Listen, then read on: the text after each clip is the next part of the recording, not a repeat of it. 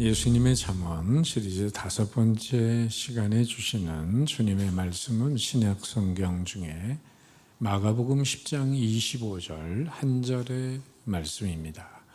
신약 성경 71면이 되겠습니다. 신약 성경 71면 마가복음 10장 25절의 말씀 2번 봉독할 때 살아계신 주님의 음성을 들으실 수 있기를 바랍니다. 낙타가 바늘 끼러 나가는 것이 부자가 하나님 나라에 들어가는 것보다 쉬우니라. 낙타가 바늘 끼러 나가는 것이 부자가 하나님의 나라에 들어가는 것보다 쉬우니라. 아멘. 호주에서 아주 어려서 가난한 시절을 보냈던 한 사람이 있었습니다. 늘 돈 때문에 엄마 아빠가 싸우는 모습을 보면서 이 사람은 언젠간 나는 커서 돈을 많이 벌어야 되겠다. 이렇게 모든 가치를 돈에 두고 살아가고 있었습니다. 청소년 때부터 돈 버는 일에 열중했고 커서는 정말 큰 돈을 번 부자가 되었습니다. 그래서 사람을 판단할 때 모든 소유, 돈이 얼마나 많은가 하는 걸 기준으로 사람을 평가하고는 했습니다. 돈을 많이 가지게 된 이후에 자기의 주가를 증명하기 위해서 비싼 자동차들을 여러 대 사기 시작했습니다. 벤츠, 포르쉐, 그리고 4륜구동의 SUV 같은 차들을 여러 대를 사서 소유하고 있었는데 주말이면은 그 값비싼 자동차들을 닦으면서 오히려 자부심을 느끼고는 했습니다.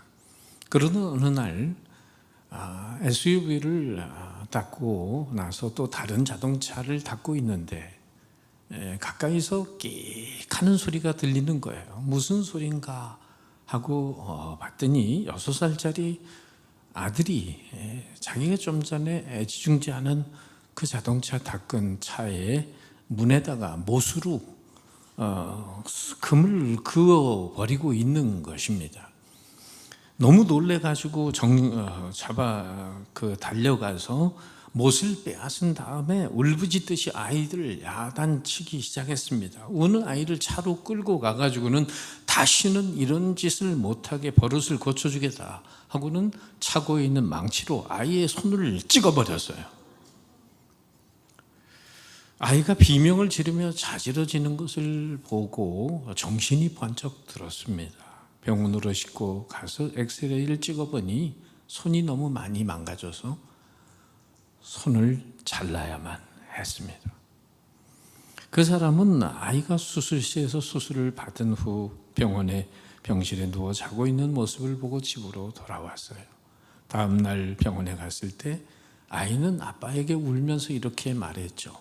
아빠가 자동차를 너무 사랑하니까 다른 사람들이 훔쳐가지 못하도록 내가 아빠 이름을 써놓으려고 했거든. 아빠가 원하지 않으면 다시는 그런 짓 안 할게.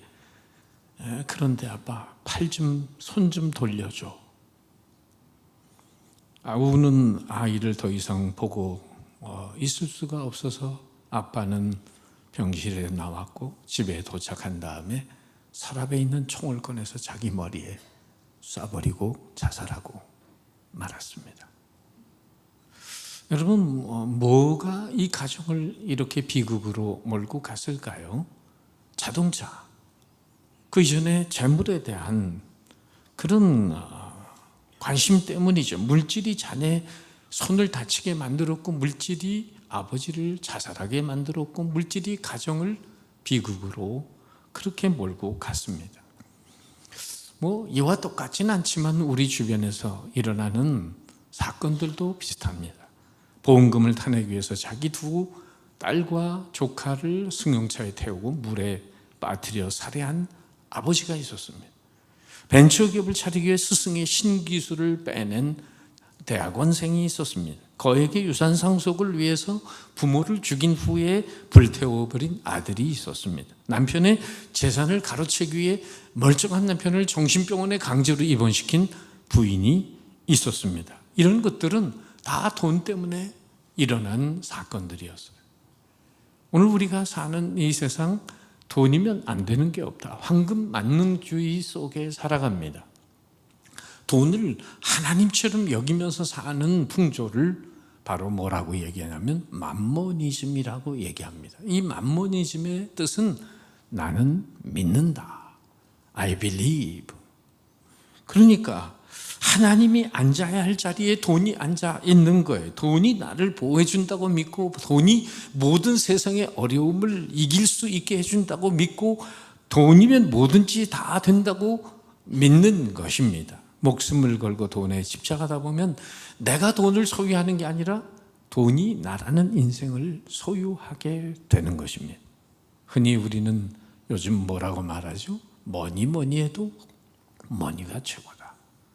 돈이 왜 돈인가 물어봤더니 돈이 온 세상을 돌고 돈다고 해서 돈이라고 하고, 또 두 번째 이유는 돈에 돈 사람이 많아서 돈이라고 한다고 합니다. 오늘 이 시대가 그 어떤 것보다 돈을 중요시 여기는 시대가 되었어요. 그러다 보니 돈 때문에 예의가 사라지고, 돈 때문에 인간의 최소한 도리마저 잊혀져 가고, 돈 때문에 가족 관계도 허물어집니다. 돈 때문에 세상이 막 가는 세상이 되어버리고 말았습니다. 과거 가난해도 아주 가족들이 정답던 시절들이 있었습니다. 끼니 걱정을 하더라도 웃음이 끊이지 않던 시절이 있었습니다. 1년에 사글세빵을 옮기면서도 오히려 관계가 가족들 간에 좋았던 시절이 있습니다. 요즘 돈이 좀 있다고 하는 부잣집에서는 유산 상속 때문에 가족들 간에 송사가 벌어지는 일이 다반사입니다. 많은 사람들이 세상에 돈보다 소중히 한 것이 있다는 걸 잊고 있습니다. 돈보다 명예가 중요하고, 돈보다 사랑이 중요하고, 돈보다 가족이 중요하다는 것을 망각한 채 살아갑니다. 이러한 시대 속에서 오늘 예수님의 잠언은 우리에게 귀중한 메시지를 전달해 주고 있습니다. 이런 말이 있죠. 놓친 물고기는 다 크다. 아쉽다는 얘기인데요. 물속에 다니는 물고기를 보고 아무리 크다고 아깝다고 말하지 않습니다. 내 낚싯줄에 걸렸다가 빠져나간 그 물고기는 다 잡은 건데 놓쳤기 때문에 아쉽게 느껴지는 거죠. 오늘 예수님이 이 잠언의 말씀을 하게 된 계기는 바로 17절 이하의 말씀에 등장하는 부자 청년 관원, 그와의 대화 때문이었습니다. 예수님에게 이 부자 청년은 마치 놓쳐버린 물고기와 같았습니다. 젊은 사람이 구도자로 살아간다는 것은 쉬운 얘기가 아닙니다. 이 사람은 영생에 대해서 관심 있는 사람이었습니다. 율법도 나름대로 계명을 지키고 있었습니다. 조금만 더 헌신하고 다듬게 되면 주님을 따르는 좋은 제자가 될 뻔한 젊은이였습니다. 그래서 주님은 이렇게 부자 청년 관원에게 말했습니다. 가서 내게 있는 것을 다 팔아 가난한 자들에게 주라. 그리하면 하늘에서 보화가 내게 있으리라. 그리고 와서 나를 따르라. 그런데 이 말씀을 듣고 청년이 어떻게 반응을 했습니까? 성경은 이렇게 기록되어 있습니다. 22절에 그 사람은 재물이 많은 고로 이 말씀으로 인하여 슬픈 기색을 띠고 근심하며 가니라. 만일 이 청년에게 돈이 많지 않았더라면 아마도 주님을 따라 나섰을 겁니다. 그러니 예수님이 얼마나 아쉬웠겠습니까? 그놈의 돈 때문에 괜찮은 영혼 하나를 잃어버린 것입니다. 우리 인간의 관점에서 보면 돈이 대단히 중요한 것 같지만은 창조주 하나님의 관점에서 보면 돈처럼 하찮은 것이 어디 있겠습니까? 그런 별것 아닌 돈 때문에 천하보다 귀한 영혼을 잃어버렸으니 예수님이 속이 좀 많이 상하셨던 것 같습니다. 어찌 보면 예수님은 이 청년을 들고 돈과 전쟁을 벌이신 거예요. 예수님도 이 청년을 원했고 돈도 이 청년을 원했습니다. 그런데 돈이 이겼어요. 이 청년이 돈을 선택한 것입니다. 헤이워드라고 하는 사람은 말합니다. 사람이 천국에 들어가지 못하는 건 그가 재물을 소유하고 있다는 사실 때문이 아니라 재물이 그를 소유하고 있다는 사실 때문이다. 돈에게 아까운 청년을 빼앗기고 나서 주님이 아쉬워서 그런지 이런 말씀을 하십니다. 23절에 재물이 있는 자는 하나님 나라에 들어가기가 심히 어렵도다. 이렇게 아쉬움이 묻어나는 이야기를 하셨는데 직성이 좀 안 풀리셨는지 한 말씀 더 하십니다. 그게 바로 오늘의 잠언의 말씀입니다. 다 같이 한번 읽어보면 시작. 낙타가 바늘 끼로 나가는 것이 부자가 하나님 나라에 들어가는 것보다 쉬우니라. 얼마나 속이 상하셨으면 그렇게까지 말씀하셨습니까? 예수님은 부자들을 적대시하신 적이 없으십니다. 부자라는 것이 천국에 들어가지 못할 결격 사유가 되는 것은 아닙니다. 그렇지만 부자 청년은 돈 때문에 영생을 얻는 데 필요한 결단을 내리지 못하고 근심하며 돌아갔습니다. 아마도 그 청년은 그런 구도적인 삶은 앞으로 더 힘들어졌을 것입니다. 성경에서 부자들 가운데 구원받은 사람들이 있습니다. 예수님과 관련된 부자로는 아리마대 요셉이 떠오릅니다. 그는 예수님에게 무덤을 제공한 사람이죠. 예수님은 태어날 때는 마구간 말고요 가난하게 태어나셨지만은 돌아가실 때는 부자의 묘실에 장사가 됐습니다. 이사야 선지자는 이사야 말씀 예언을 하면서 이사야 53장 9절에 이런 기록이 되어 있죠. 그의 묘실이 부자와 함께 되었도다. 예수님이 부자인 아리마대 요셉의 무덤에 묻히게 된 것이 예언된 것입니다. 예수님 오시기 700년 전에 예수님의 죽음을 위하여 무덤을 제공하도록 선택받은 사람이 구원을 받지 못했을 리는 없습니다. 또 구원받은 부자로는 우리가 잘 아는 삭개오를 들 수 있습니다. 삭개오가 자기 재산을 가난한 사람들을 위해서 절반을 내놓겠다고 거룩한 결단을 하자 주님께서 삭개오에게 이렇게 말씀하십니다. 오늘 구원이 이 집에 이르렀으니 이 사람도 아브라함의 자손이미로다. 부자 청년은 돈 때문에 하늘나라를 잃어버렸지만은 오히려 삭개오는 돈 때문에 천국을 소유하는 사람이 되었다고 볼 수 있어요. 구약시대는 돈 많은 것이 하나님의 축복으로 간주가 되었습니다. 구약의 대표적인 부자가 있다면 욥이라는 사람이 아닐까요? 그런데 욥은 돈이 많으면서도 도덕적으로나 신앙적으로 온전한 사람이었습니다. 욥에게는 돈이 많다는 것이 구원의 걸림돌이 되지 않았습니다. 아브라함도 재산이 많았고 이삭도 가는 곳마다 우물을 파면서 거부가 되게 하나님이 하셨다고 했습니다. 이러한 구약적 배경에서 돈이 많다는 것은 하나님이 주신 복이라고 믿고 있던 제자들에게 예수님께서 부자가 하늘나라 천국에 가는 건 낙타가 바늘구멍 들어가는 것보다 어렵다라고 말씀하시니까 제자들이 놀랄 수밖에 없었어요. 그래서 이런 질문을 합니다. 아니 그러면 누가 구원을 얻을 수 있는, 누가 천국에 간다는 말입니까? 예수님 지금 천국에 들어갈 사람들을 모으고 계시는데 아니 그렇다면 누가 천국에 가겠습니까? 여러분 우리 모두는 참 부가 하나님의 축복이라고 생각을 하고 또 부자 되기 위해서 기도도 하고 노력도 하고 열심을 냅니다. 어떤 교회 목사님이 설교하면서 오늘 예배에 참석한 성도들 모두 부자 되시기를 축복합니다. 그랬더니 아멘 하는 영상을 제가 본 적이 있어요. 뭐 그게 꼭 잘못됐다는 건 아닙니다. 그런데 오늘 예수님은 부자가 하늘나라 들어가기가 어렵다라고 말씀을 하셨습니다. 낙타가 바늘구멍으로 들어가기가 어려운 것처럼 사람들이 아무리 노력과 선한 일을 해도 영생을 얻을 수가 없습니다. 부자 청년 관원이 이런 질문을 예수님께 했어요. 내가 무엇을 하여야 영생을 얻으리까? 라고 말한 것은 이 부자 청년의 잘못된 구원관입니다. 불교를 비롯해 이방 종교에서 베풀고 받고자 하는 일종의 공양신앙입니다. 내가 이렇게 드렸으니까 이만큼 내놓으세요. 이 공양신앙이라고 합니다. 선을 행하고 계명을 지켜서 구원을 얻고 하나님 나라에 들어가는 것은 진리가 아닙니다. 영생은 선을 베풀고 계명을 지켜서 얻을 수 있는 것이 아닙니다. 선을 행하고 계명을 지킴으로 영생을 얻는다고 가르친 것은 당시 유대교 종교 지도자들과 바리새인들의 신앙이었습니다. 그러나 예수님은 27절에 이렇게 말씀하시죠. 사람으로는 할 수 없으되 하나님으로서는 다 하실 수 있느니라.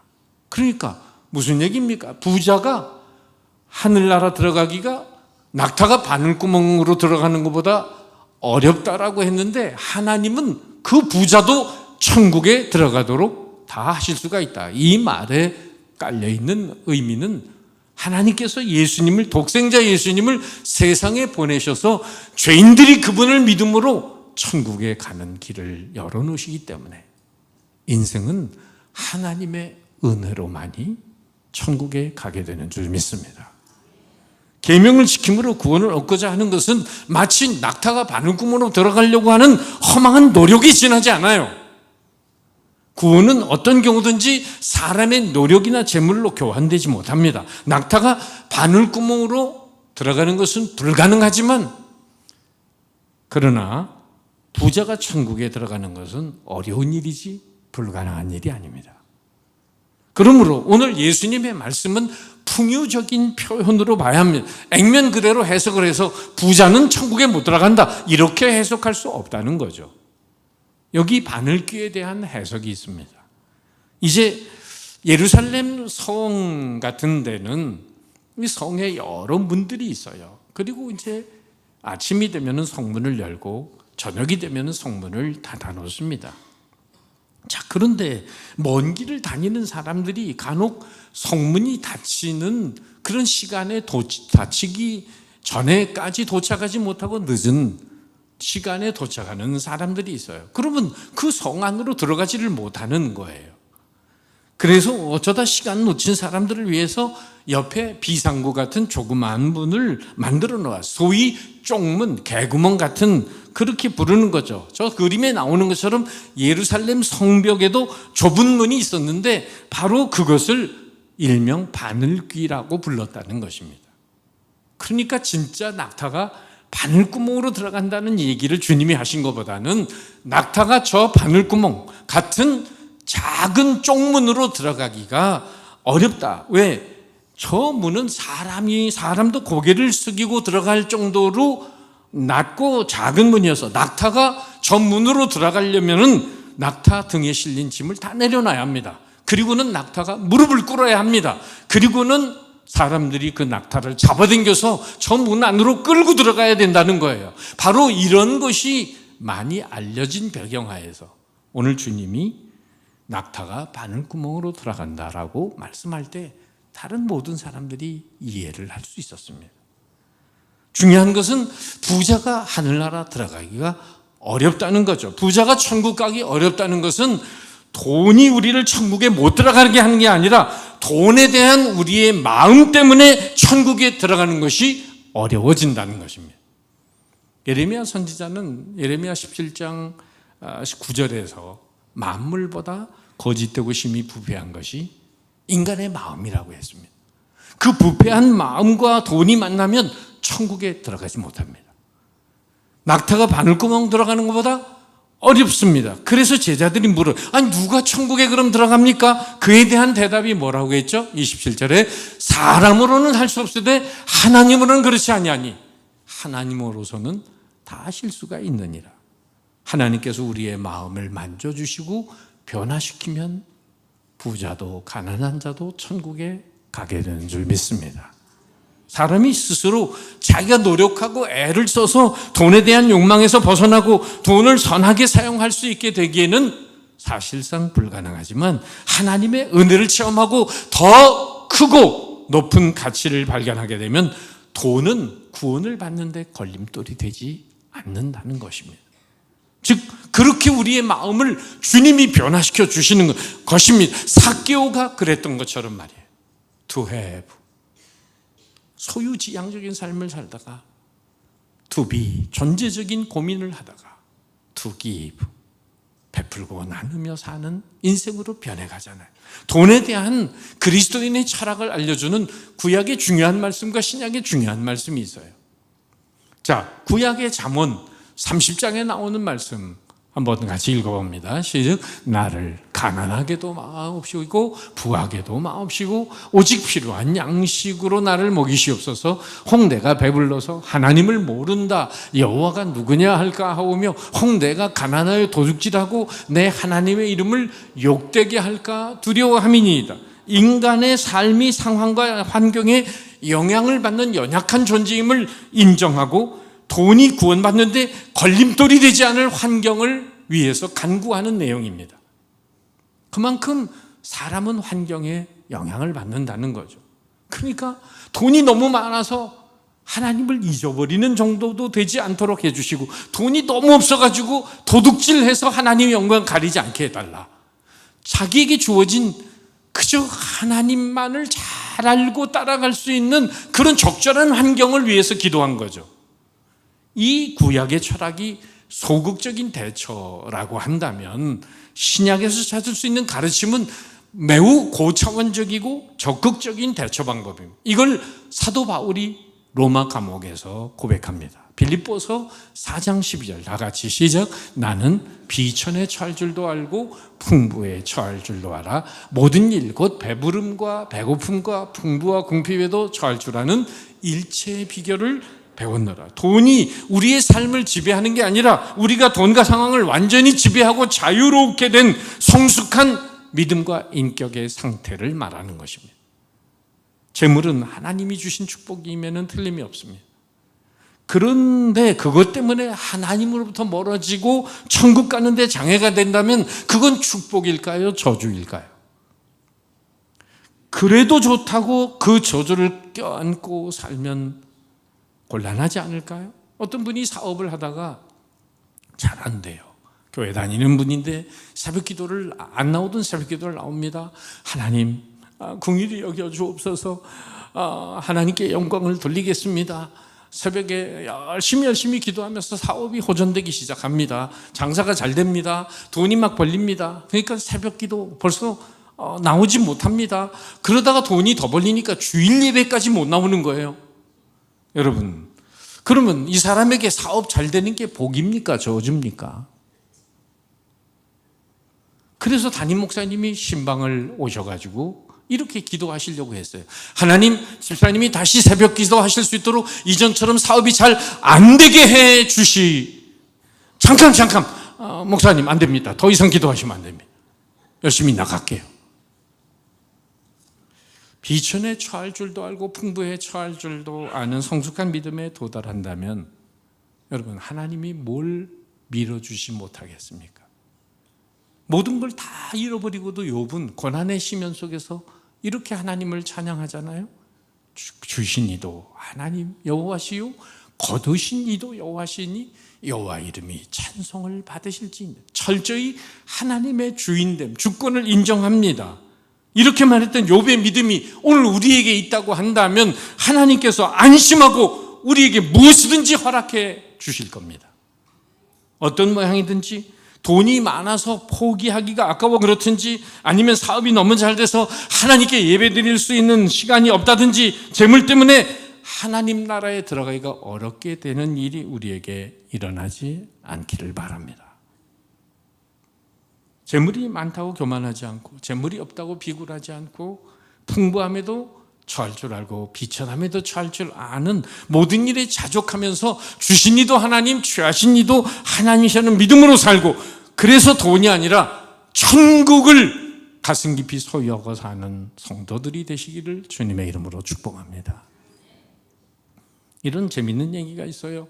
현대판 흥부와 놀부 이야기인데, 흥부가 아내를 데리고 호숫가를 갔습니다. 그런데 흥부 아내가 잘못해가지고 호수에 빠진 거예요.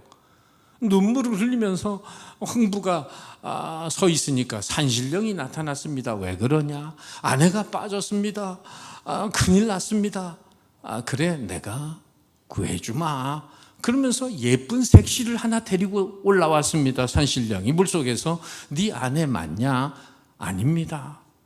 그러더니 알았다. 그러더니 들어가더니 또 절세에 미인 여성을 하나 데리고 또 나타났어요. 산신령이 네 아내 맞냐? 아닙니다.